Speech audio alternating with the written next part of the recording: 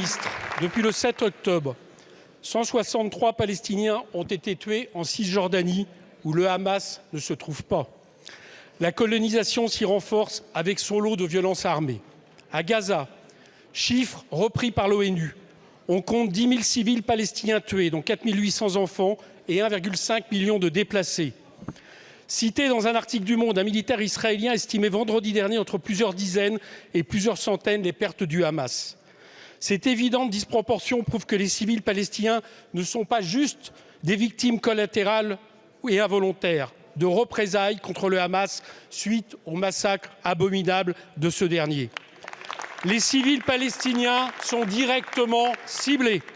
Ces deux situations, la politique coloniale accrue en Cisjordanie et le nettoyage ethnique en cours à Gaza, répondent à l'objectif présenté par Benyamin Netanyahou le 23 septembre dernier à l'Assemblée générale de l'ONU, au moyen d'une carte absorbant la Cisjordanie et Gaza dans Israël.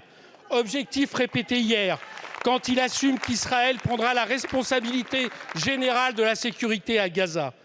Cette entreprise n'obéit pas à un prétendu choc de civilisation. Cette guerre est géopolitique.